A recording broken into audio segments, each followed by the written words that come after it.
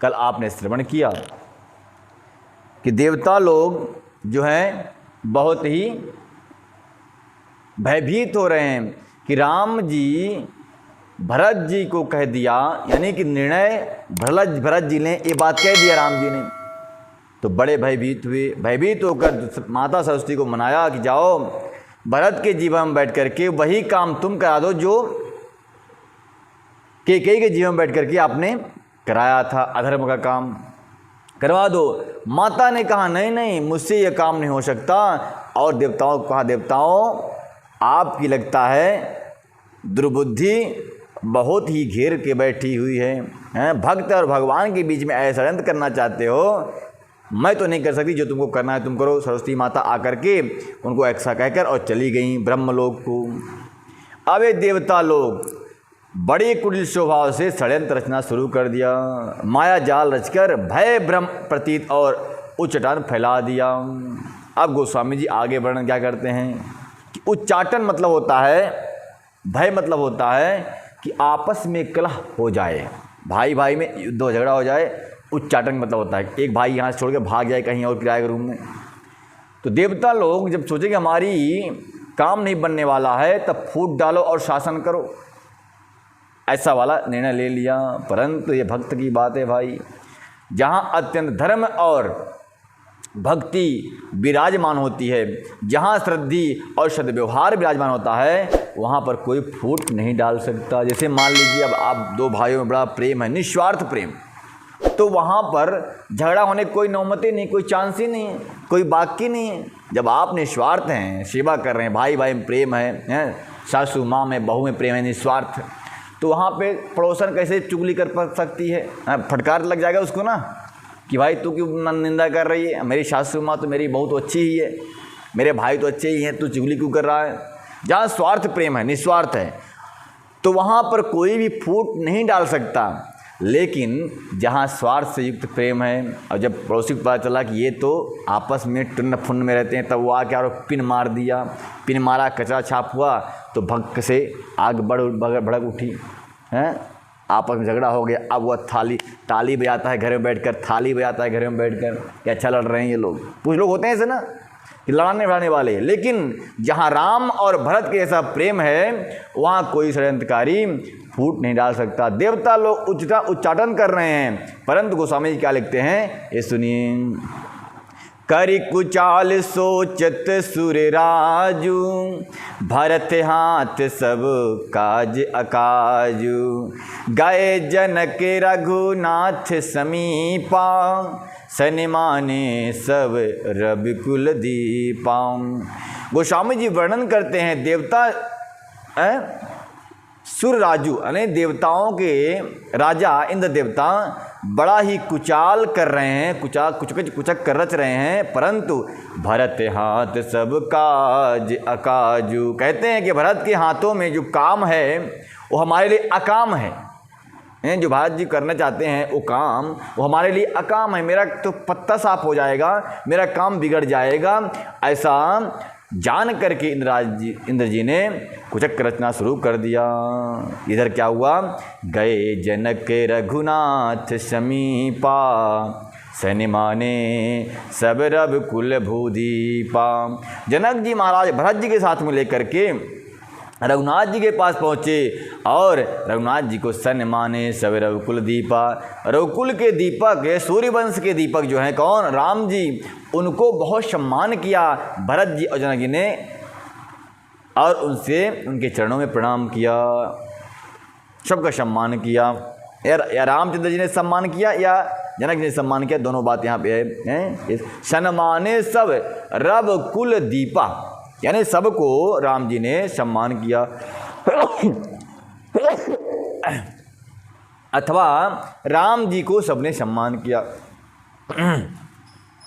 समय समाज धर्म अविरोधा, बोले तब रंग रघुपंस पुरोधा, जनक भरत संवाद सुनाई, भरत कहाऊँ अति कहि सुहाई।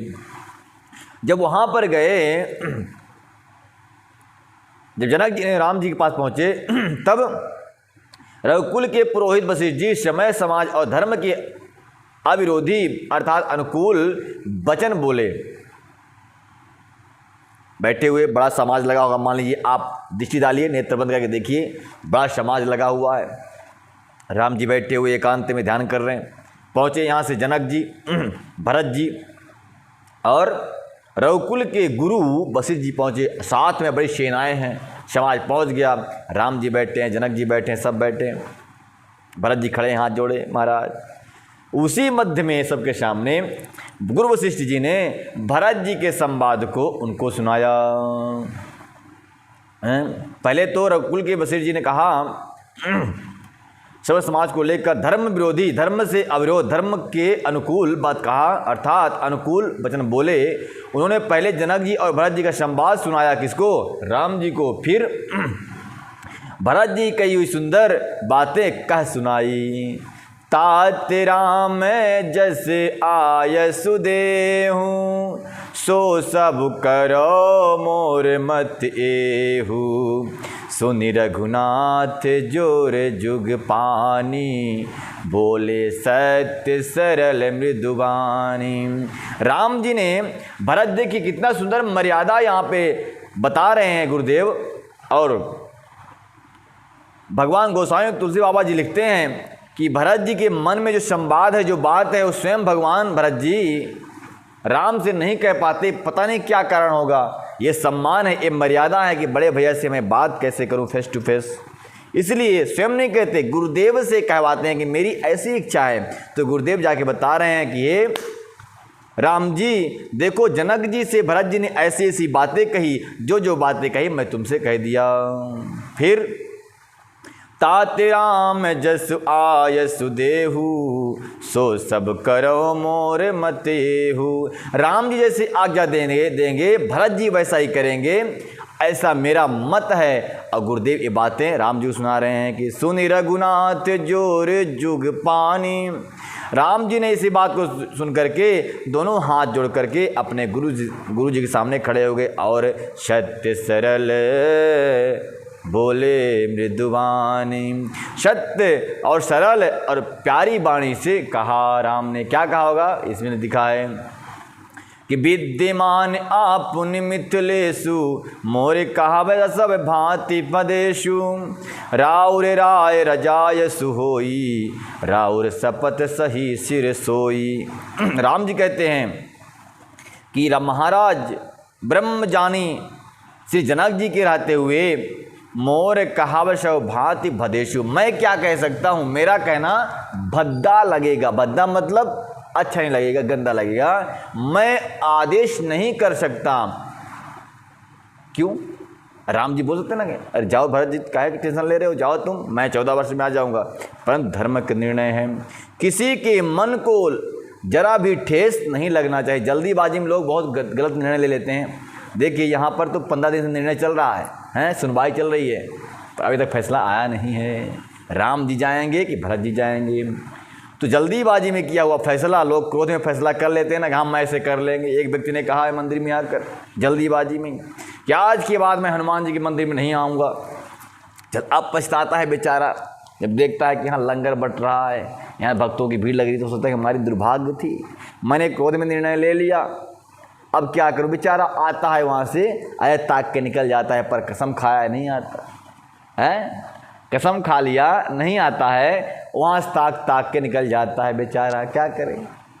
हाँ, ऐसे बहुत सारे लोग रहते हैं, हम नाम नहीं ले सकते क्योंकि अपने पवित्र मुँह से अशुद्ध लोगों का नाम लेना उचित नहीं है। हनुमान मंदिर में नहीं आऊँगा जब तक ये पंडित जी रहेंगे। हनुमान जी कहते हैं कि मैं पंडित जी को अपने पूँछ में बांध के रखूँगा, चाहे सारा जमाना इधर उधर हो जाए। अब ऐसे होते हैं लोग, कुछ लोग होते हैं, क्या करेंगे। अब हनुमान से मैंने कहा, हनुमान जी मेरी विदाई कब कर रहे हो यहाँ से? हनुमान जी बोलते तेरी विदाई नहीं करूँगा तब तक जब तक यह सत्संग चलता रहेगा, जब तक तू भक्ति करता रहेगा, जब तक मेरी इच्छा है तब तक तू यहाँ रहेगा। और कहते हैं कि मेरी ही इच्छा से सारा संसार चलता है। संसार चलाने वाले कौन है? बोले राम जी, और राम जी चलाने वाले हनुमान जी, हनुमान जी चलाने वाले पंडित जी। इसलिए बोल मर्यादा पुरुषों श्री राम की जय। दुनिया चले न श्री राम के बिना, राम जी मिले न हनुमान के बिना, दुनिया चले न श्री राम के बिना, राम जी मिलेंगे हनुमान के बिना। सुन लो पार न लगोगे श्री राम के बिना, राम न मिलेंगे हनुमान। तो जल्दीबाजी में ऐसा फैसला कर दिया लोगों ने कि मैं मंदिर नहीं आऊँ, अब पछताने से क्या फ़ायदा। इसलिए राम जी भी इस फैसले को और तरकाते जाते हैं, अपने ऊपर नहीं गुरुदेव और जनक जी के ऊपर टाल देते हैं। कभी कहते हैं भरत जी देख लें, कभी कहते हैं गुरु जी देख लें। क्यों?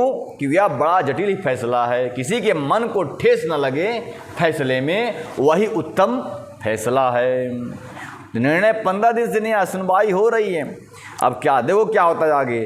तात राम जस आय विद्यमान आपुन मिथिलेशु। हे मिथिलेश, हे जनक जी, आप जहाँ विद्यमान हैं, जहाँ प्रेजेंट हों, प्रेजेंट मतलब उपस्थित हों, वहाँ पर मैं अगर आदेश करूं तो भद्दा लगेगा, क्योंकि बड़ों के सामने समझदार व्यक्ति ज़्यादा टिपिर टिपिर नहीं करता है। जैसे आप आज का समय है कि बाप खड़ा है, बेटा टिपिर टिपिर कर रहा है, अरे भाई तुझे ज़्यादा बात करना है, साइड में चले जा।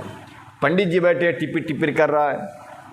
तो ये अच्छे लोगों का काम नहीं। जो विद्वान सामने जब हों तो इंसान को हाथ जोड़ करके खड़े रहना चाहिए। पिता सामने खड़े हों तो भी हाथ जोड़ खड़े रहना चाहिए, माता सामने हो तो हाथ जोड़ खड़े रहना चाहिए, गुरु सामने हो तो हाथ जोड़े। अब तो लोग गुरु को ही उपदेश करते हैं, पंडित जी तरीका बताते हैं, पंडित जी को लोग अपना ज्ञान बताते रहते हैं, माता पिता को ज्ञान बताते हैं लोग। एक ऐसे लोग हैं बड़े नॉनसेंस लोग, जिनके पास दिमाग नहीं, मतिमंद लोग हैं, वही लोग ऐसी बातें करते हैं और वो लोगों का जीवन सफल नहीं होता। ये राम जी का जीवन है, ये भरत जी का जीवन है, ये राम कथा है, ये समस्त ज्ञान से परिपूर्ण है ये राम कथा। जिसने इसको श्रवण कर लिया उसका जीवन तर गया, उसका जीवन सफल हो गया। तो राम जी कहते हैं, हे गुरुदेव, आपके रहते और जनक जी के रहते मैं कुछ निर्णय लूँगा तो भद्दा लगेगा। बड़े बड़े संत महंत जब कथा किया करेंगे, जब उनको ये पता चलेगा कि गुरुदेव के सामने होकर भी राम ने निर्णय लिया, उन्होंने फैसला किया, तो लोग हम पे उंगली उठाएंगे। इसलिए प्रभु आपके सामने मैं कुछ भी निर्णय नहीं कर दिया। अगर आप जो आदेश करोगे, राउर राय रजायस होई। अगर जनक जी, राउर मतलब होता है जनक जी, जनक जी अगर आदेश करेंगे, उनके आदेश को मैं भी और भरत जी दोनों जी सर पे रख लेंगे और उस बात को आज्ञा को पालन करेंगे। राउर शपथ सही सिर सोई। कहते हैं कि आपकी आज्ञा ही सही मेरे सर पे, मैं उसको मानूंगा, आप आज्ञा कीजिए, क्या कहना चाहते हैं। हे मिथिलेश्वर, आपकी शपथ खा के कहता हूँ वही सत्य है, सत्य ही आपकी आज्ञा को सिरोधार होगी। राम शपथ सुनि मुनि जनक सकुचे सभा समेत। वाह, कितनी अच्छी बात है, ये दृश्य कितना सुंदर होगा जब राम जी ने ऐसी बात कहा कि जनक जी या गुरुदेव आदेश करे, सिर धरूंगा उसको। तब सब कुछ आ गए, भाई मैं क्यों कलंक लूँ अपने सर पे, मैं क्या कह दूँ। भरत जी का प्रेम अगाध समंदर से भी श्रेष्ठ है। समुद्र के पानी को नापेंगे तो कम पड़ जाएगा, लेकिन भरत जी का प्रेम नापने में आ नहीं सकता इतना। इसीलिए धर्म युद्ध हो रहा है। राम जी धर्म का पालन करने वाले और भरत जी भक्ति का पालन करने वाले किसके पक्ष में निर्णय करें, किसके अपक्ष में निर्णय कर दें। देखिए, अगर ऐसी बातें होती तो कर देते भाई। एक तो बात निश्चित है कि पिता की आज्ञा का पालन करना है राम जी को, ठीक है, लेकिन भरत की भक्ति के आगे सब बह गए, भावना में बह गए। इसलिए तो सकुचार है, क्या बोल दें। सकल बिलोकत भरत मुख बनन उतरऊं देत। राम शपथ सुनि मुनि जनकु सकुचे सभा समेत। सकल बिलोकत भरत मुख बनय न उत्तर देत। कहते हैं राम जी की बातों को सुनकर सब सकुचा गए और जनक जी नहीं, सिर्फ गुरुदेव ही नहीं, पूरी सभा सकुचा गई और सकुचा करके सकल बिलोकत भरत मुख, भरत जी के मुख की तरफ सब देखने लगे और बनय न उत्तर दे, उत्तर देते नहीं बनता। ये कौन सभा है, कौन सा निर्णय है ये जो इतना ही लोगों को आधीर कर रहा है। बड़े बड़े विद्वान भी इसमें निर्णय नहीं ले सकते, क्या बात हो सकती है। बोले धर्म है, सत्य है और त्याग है, भक्ति है, प्रेम है, इसलिए इसमें निर्णय होना बड़ा ही कठिन है। सबस कुछ सब भरत निहारी, भरत जी ने सारी संकोच खाई हुई सभा को देखा, आंखों से टुकुर टुकुर, ये तो सब सर झुका के बैठ गए, निर्णय कौन करेगा। अरे राम बंधु धर धीरज भारी, राम के बंधु यानी राम के भाई भरत जी अपने हृदय में धीरज धरा, बहुत बड़ा धीरज धारण करा। उनका धैर्य टूटने वाला था, लेकिन उन्होंने धैर्य धारण किया। नहीं नहीं नहीं, रुको, धीरज धरऊं सो उतरऊं पारा, नहीं तो डूबी हैं कुल परिवारा। कहते हैं कि जब बुरा वक्त हो साथ में आपके ना, तब अपने छाती को और मजबूत बनाना चाहिए, कठोर करना चाहिए, ताकि आप डगमगाओ नहीं। बुरे वक्त में अगर आपने धैर्य धारण नहीं किया, अगर गलत फैसला किया, तो बाद में पछताना ही पड़े। एक बार क्या हुआ, एक स्त्री ने जल्दीबाजी में कह दिया, किसी के बच्चे के बारे में अपशगुन बोल दिया, मुंह से निकल गया। अब बाद में पछताप है, अरे रे रे, बच्चे के बारे में किसी को नहीं बोलना चाहिए इसी। हाँ, अब शब्द तो बाद में जल्दीबाजी में निकल जाता है, लेकिन उसी जल्दीबाजी में आपको थोड़ा धैर्य धारण कर लो, शांति से फैसला करोगे तो फैसला भी उत्तम होगा। जल्दीबाजी में फैसला विनाशकारक होता है, फिर पाछे पछताएगा, इसलिए जल्दीबाजी में फैसला नहीं करना चाहिए। तो भरत जी ने बहुत धैर्य को धारण किया और कुछ मऊदे किसने हूँ सवारी, ये जाना कि ये समय हमारे विपरीत है, इसलिए उन्होंने अपने आप को संवारा और बढ़त विधि जिम्मे जटत निवारा। बढ़ती हुई समस्या को मानो भरत जी ने निवारण कर लिया, धैर्य धारण कर लिया। सब सकुचा गए, कोई निर्णय नहीं कर रहा। भरत जी सोचे क्या हो रहा है, वो भी शांत हो गए, बैठ गए। शोक कनक लोचन मति छोनी, हरि बिमल गुण गण जग जोनी। भरत विवेक बराह विशाला, अनायास उधरी तेहि काला, अनायास उधरी तेहि काला। बड़ा सुंदर बात कह रहे हैं कि अनायास, अचानक ही वह समय आ गया। कौन सा देखो इसमें कि शोक रूपी हिरण्य ने सारी सभा की बुद्धि रूपी पृथ्वी को हर लिया, जो विमल गुण समूह रूपी जगत की योनि थी। यानी जगत की योनि मतलब उत्पन्न करने वाली, जो विमल मति को उत्पन्न करने वाली है और समस्त संशय को छिन्न करने वाली है, ऐसे विवेक से युक्त विशाल मति को उस शोक रूपी हिरण्य ने ग्रहण कर लिया, उत्पन्न करने वाली थी। भरत जी के विवेक रूपी विशाल बारह रूपधारी भगवान ने उस शोक रूपी हिरण्य को नष्ट कर दिया, बिना ही परिश्रम उसका उद्धार कर दिया। क्योंकि अगर सब शोक से डूब गए तो निर्णय करने के लिए भरत जी बोलते, गुरुदेव आप जो काम करने के लिए आए वो काम क्यों नहीं कर रहे हैं, क्या काम हो सकता है, क्या बात हो सकती है, सर झुका क्यों बैठ गए। अगर दुर्योधन की तरह होते तो डांट फटकार करते ऐसा, वहाँ डांट फटकार करने का मतलब निर्णय गलत हो जाता। निर्णय गलत होने से सारा का सारा यश कीर्ति धूमिल हो जाता। इसलिए देखिए, ये निर्णय इसलिए नहीं हो पा रहा है कि जहाँ मर्यादा कठिन है, मर्यादा को तोड़ना बड़ा कठिन है, इसलिए वहाँ पर यश कीर्ति विराजमान है और सबका सद्भाव विराजमान है। संकोच है, लाज है, इसलिए क्योंकि वहाँ पर मर्यादा है, मर्यादा का उल्लंघन भरत जी करना नहीं चाहते हैं। मैं क्या बोलूँ, सब चुप हैं तो चलो मैं भी चुप हो जाता हूँ। और कभी कभी बहुत बड़ा काम चुप होने से बन जाता है। अगर मान लीजिए कोई आपको किसी को भी पराजित करना हो, हराना हो, क्या करना चाहिए, बोले चुप हो जाओ। एक बार महाभारत युद्ध में, महाभारत हो रहा था, बारे सारे चारों तरफ हाहाकार मचा हुआ था, युद्ध हो रहा था, लाशें बिछी थी, गिरी थी, महारथी रथी सब गिरे हुए थे। युद्ध अंतिम निर्णय पहुंच चुका था महाभारत में। श्री भीष्म पितामह तो जिंदा थे, परंतु गुरु द्रोणाचार्य मृत्यु को प्राप्त हो चुके थे। मृत्यु को प्राप्त अपने पिता को देखकर उनका पुत्र अश्वत्थामा बड़ा भयंकर काल का रूप धारण कर लिया और उसने ऐसा दिव्यास्त्र चलाया जो पूरी पृथ्वी सहित ब्रह्मांड को नष्ट करने वाला था, उसका नाम था ब्रह्मशिर अस्त्र, जिसका निवारण किसी के पास था ही नहीं। किसी के भी पास उसका निवारण भगवान श्री कृष्ण के पास स्वयं नहीं था। जब वह सुदर्शन चक्र चला, वह अस्त्र चला, तो क्या हुआ, भीमसेन भी इधर गदा उठाए चला दिए। भगवान श्री कृष्ण ने कहा, भीमसेन भैया ऐसा मत करो, देखो ये ब्रह्मशिर अस्त्र, इससे युद्ध करोगे तो अपनी पराजय हो जाएगी। और उसका एक प्रमाण था कि जो अस्त्र उसके सामने जितनी बार आएगा उसका तेज और ज़्यादा बढ़ेगा, इसका तेज फीका पड़ जाएगा और वो सबको संहार करेगा। और वह आज सबको जलाने लगा, पूरी पृथ्वी को जलाने लगा। अर्जुन की सेना नष्ट होने लगी, दोनों पक्ष की सेना नष्ट होने लगी थी।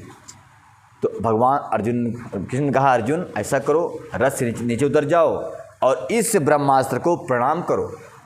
ये जो अस्त्र आ रहा है सबको जला रहा है, इसको प्रणाम कर दो। स्वयं रथ के साथ में अर्जुन के साथ भगवान श्री कृष्ण भी उसको प्रणाम करने के लिए बैठ गए। अब भीमसेन माने ही नहीं। युधिष्ठिर ने कहा, भीम मान जाओ बात को, मधुसूदन कह रहे हैं जो बात, उनकी बात नहीं मान रहे हो, क्यों युद्ध कर रहे हो, उतर जाओ नीचे। सब ने बार बार कहा, तब भीमसेन भी शांत हुए।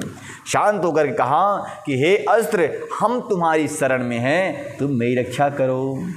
सोई वह कुछ देर बाद वह अस्त्र अपने आप लुप्त हो गया और विनाश होने से बच गया। कभी कभी समय ऐसा आता है कि स्वयं को शांत होना पड़ता है, अपनी अकड़ को छोड़ना पड़ता है, तो काम बन जाता है। अगर भीमसेन युद्ध करते होते तो क्या होता, सारी सेना मर जाती। भीमसेन ने गदा फेंका, गदा को निगल गया, ऐसा दिव्यस्त्र। तो क्या करना पड़ता है, कभी कभी शांतिपूर्ण तरीके से निर्णय करने पर उसका उचित निर्णय निकल जाता है। युद्ध करने से कभी किसी काम बना नहीं। इसलिए मेरे प्यारों, भाई भाई में युद्ध न करें और पति पत्नी में युद्ध न करें, ननद भौजाई में युद्ध न करें, नहीं तो काम गड़बड़ हो जाएगा। दोनों की कीर्ति धूमिल होगी, दोनों पर लोग निंदा करेंगे और तीसरे लोग फिर मारने पहुंच जाएंगे। इसलिए युद्ध से कभी किसी लड़ाई झगड़े से कभी किसी काम नहीं बना है तो समझौता से बना गया है, समझदारी से बन गया है। बोल मर्यादा पुरुषोत्तम श्री राम की जय। तो इस प्रकार से भरत जी महाराज बड़े सकुचा गए और शोक बिलोचन मति मन छोनी, कहते हैं कि इस शोक रूपी हिरण्य को जो है, शोक रूपी हिरण्य ने सारी पृथ्वी को, विद्रूपी पृथ्वी को हर लिया था, लेकिन बाराह रूपी भगवान भरत जी की बुद्धि ने उस शोक रूपी समय को हरण करके पृथ्वी रूपी धर्म का स्थापना कर दिया और बिना परिश्रम के ही उस हिरण्य रूपी दुख का निवारण कर दिया। करे प्रणाम सब कह कर जोरी, राम राव गुर साधु निहोरी, क्षमब आजू अति अनुचित मोरा, कहाँ बदन मृदु बचन कठोरा। भरत जी बहुत ही विकल हुए, सबके चरणों में पहले प्रणाम किया, अब फिर कहते हैं भरत जी कि हमको, अगर मैं कुछ कहना चाहता हूँ गुरुदेव, अगर कुछ गलती हो उसके लिए क्षमा कर देना। भरत जी प्रणाम करके सबके प्रति हाथ जोड़े तथा राम जी और राजा जनक जी, गुरु वशिष्ठ जी और शासन सबके से विनती करी और कहा कि क्षमा आज अति अनुचित मोरा, कहाँ बदन मृदु बचन कठोरा। कहते हैं कि आज मुझे क्षमा कर देना, मैं कुछ वचन कहना चाहता हूँ, परंतु मीठी वाणी से वह कठोर वचन कह रहे हैं। क्या कहते हैं देखिए, आज मेरे इस अत्यंत अनुचित बर्ताव को क्षमा कर दीजिएगा। मैं कोमल छोटे मुख से कठोर और धिष्णापूर्वक वचन कह रहा हूँ। कुछ बोल रहे होंगे, देखो क्या कहते हैं। ही ये सुमेरी शारदा सुहाई, मानस ते मुख पंकज आई। माता कहते हैं कि मैं कठोर वचन कह रहा हूँ, सावधान कर रहे हैं, फिर माता सरस्वती का ध्यान कर रहे हैं, अब ब्रह्मा जी का ध्यान कर रहे हैं। हे सरस्वती माता, मैं जो भी कुछ कह रहा हूँ आप ही के वजह से कह रहा हूँ, आप मेरी जुबान पर आ जाइए। अब भरत जी स्वयं बुला रहे हैं, अभी तक देवता लोग कह रहे जाओ, सरस्वती माता ने कहा नहीं जाऊँगी। अब कौन बुला रहा है? बोले भक्त बुला रहा है, इसलिए सरस्वती माता आ रही हैं। कभी कभी ऐसा होता है, बड़ी अद्भुत कथा। भरत जी बुला रहे हैं, माता सरस्वती आ रही हैं कि आ जाइए, मेरे जीवा से वो शब्द करवा दिए जो धर्म और न्याय से युक्त हो। ही सुमिर शारदा सुहाई, मानस ते मुख पंकज आई। फिर उन्होंने हृदय में सुहावने सरस्वती का स्मरण किया और वे मन से उनके मन रूपी मानसरोवर से उनके मुखार बिंद पर आ विराजी। कौन? माता सरस्वती। और क्या हुआ? वह निर्मल विवेक धर्म और नीति से युक्त भरत जी की वाणी सुंदर हंसनी के समान गुण दोष का विवेचना करने वाली है और विवेक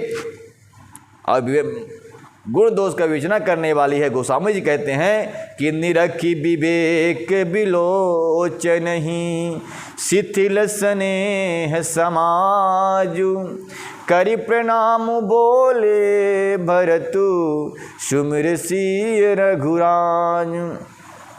जो विवेक रूपी नेत्रों को खोला भरत जी ने और सारे समाज को देखा।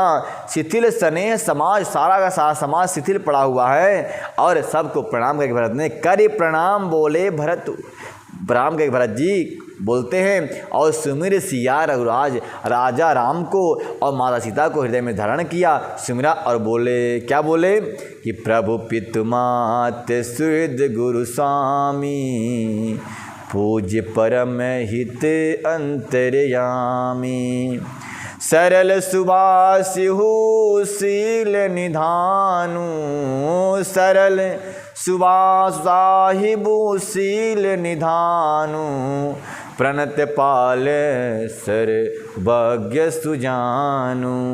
भरत जी कहते हैं, हे प्रभु, हे मेरे मर्यादा पुरुषोत्तम, आप माता हैं, आप पिता हैं। क्यों कहते हैं? अपने भैया से कह रहे हैं कि त्वमेव माता च पिता त्वमेव, त्वमेव बंधु च सखा त्वमेव, त्वमेव विद्या द्रविणं त्वमेव, त्वमेव सर्वं मम देव देवा। भरत जी की निर्मल बुद्धि और भी पवित्र हो गई माता सरस्वती का आवाहन करते ही और कहने लगे, हे भैया, आप पिता हो, संबंधी हो, मित्र हो, गुरु हो, स्वामी हो, पूज्य परम हितैषी हो, अंतर्यामी हो, सरल श्रेष्ठ मालिक, शीतल के भंडार, शरणागत की रक्षा करने वाले, और आप सर्वज्ञ और सुजान हो। आपके सामने मैं क्या कहूँ? समर्थ शरणागत हितकारी। हे प्रभु, समर्थ शरणागत के हित करने वाले और गुण गाहक अगमुन अगहारी, गुणों की मत करने वाले, अवगुणों से को न देखने वाले और समस्त भक्तों का कल्याण करने वाले हो। हे स्वामी, हे गोसाई, सरिष गोसाई आप, हे गोसाई आप सरीखे स्वामी आप ही हैं और स्वामी के साथ द्रोह करने में मेरे समान मैं ही हूँ। ऐसे भरत जी कह रहे हैं कि स्वामी के साथ द्रोह कर रहा हूँ, हमारे जो स्वामी धर्म के मार्ग पर चल रहे हैं, मैं अपने स्वार्थ के लिए उनसे लड़ाई कर रहा हूँ, धर्म युद्ध कर रहा हूँ, ये हमारे समान कोई अभागी नहीं होगा प्रभु। माता सरस्वती बैठी हुई जवान पे, भला जिसके वाणी पे माता सरस्वती निवास करती हों, भला उसके वाणी से कुछ शब्द कैसे निकल सकता है? आप इस बात को याद रखना, जो व्यक्ति हमेशा क्रोध करता है, जो व्यक्ति हमेशा अन्याय करता है, जो व्यक्ति हर किसी को गाली देता है, कभी भी उसके मुख में सरस्वती माता नहीं विराजमान होती। वो आपका श्राप, आपको श्राप भी दे देना, उसकी बात आपको डरना मत, उसकी बात नहीं लगेगा आपको। किसकी बात लगेगी आपको? आप किसी संत से डरना, जो संत तप करता हो, स्वाध्याय करता हो, भागवत भक्ति करता हो और निर्मल मन से हमेशा रहता हो, एकांतवास करता हो, ऐसे संत से, ऐसे भक्त से डरना।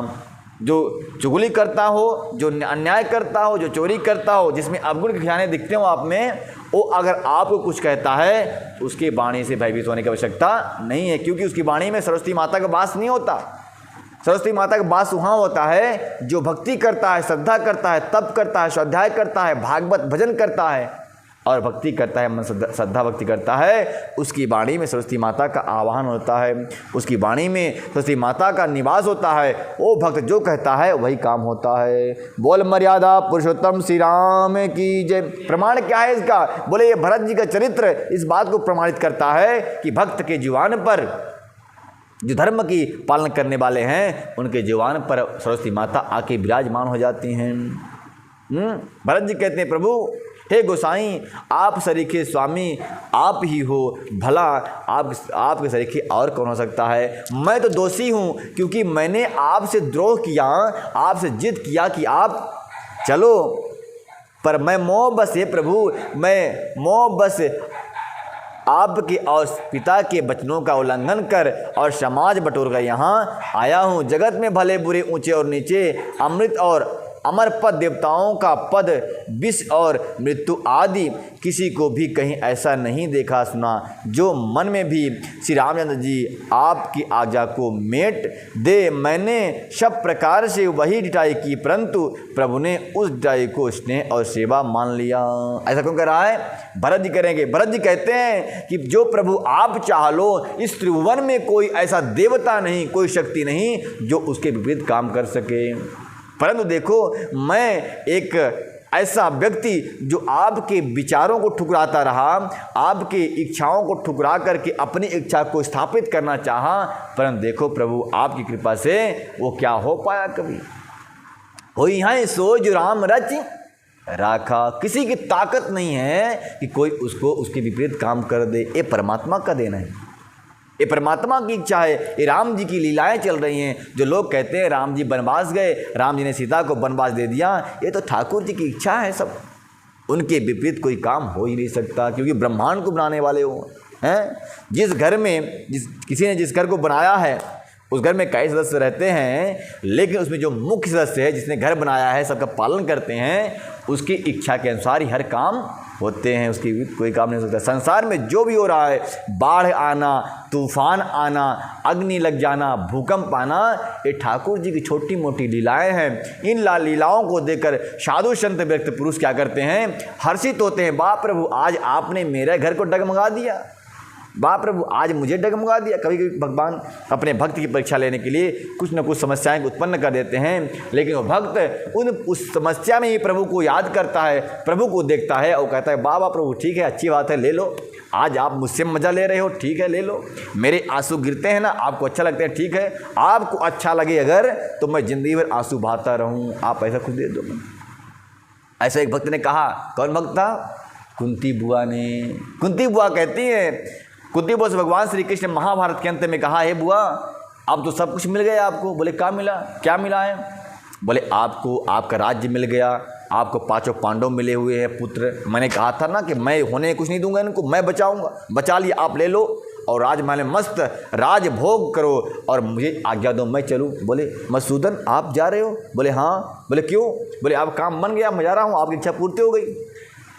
बोले कितनी आपकी ये लीला कितनी अगूढ़ है, कोई जान नहीं सकता। है मधुसूदन, जब तक समस्या मेरे पास थी तब आप मेरे साथ थे, जब मेरी समस्या समाप्त हो गई आप जाना चाहते हो ना, तो ऐसा करो गोविंद कि मुझे ना ये राज चाहिए, ना तो यह सुख चाहिए, ना तो वैभव चाहिए, ना राजभोग चाहिए। हमको तो वही अज्ञातवास चाहिए जब तुम मेरे साथ में थे। मुझे गली गली का वही ठोकर चाहिए, क्योंकि आप जब दुख में साथ में रहते हो तो हे मधुसूदन मुझे दुख ही दे दो, देना है तो दीजिए जन्म जन्म का साथ। हे मधुसूदन, उस समय तो जब समस्या थी, जब लच्छागृह में आग लगी तब आप मेरे साथ थे, जब मैं वन में भटकती रही तब आप मेरे साथ थे, जब भीम को विष दिया गया तब आप मेरे साथ थे, और जब महाभारत का महान युद्ध हुआ और हमारे बच्चों पर संकट का बादल छाए रहे तब आप मेरे साथ थे। तो हे मधुसूदन, मैं हमेशा अपने जीवन में दुख ही मांगती हूँ, आप मेरे झोली में दुख डाल दो और आप सामने बैठे रहो। जब मैं रोऊँ तो आप देखते रहो। मेरे आंसू की कीमत तो कम से कम करो, आप करोगे। आप दुनिया के सामने रोऊंगा, क्या आंसू कीमत समझेगा ये? इसलिए मधुसूदन तुम मेरे साथ रहो, मैं आंसू बहाऊं, इसी में ऐसी आनंद में ही आनंद है, बाकी संसार में और आनंद कहाँ है? ऐसी कुंती बुआ ने कहा। तो भगवान आंसुओं की कीमत समझते हैं और भरत जी रोने लगे, प्रभु मुझसे बड़ी भूल हो गई। भगवान राम क्या कहते हैं ये बात आपको कल बताई जाएगी। तब तक के लिए जय जय श्री राधे श्याम। ये भक्त की महिमा है।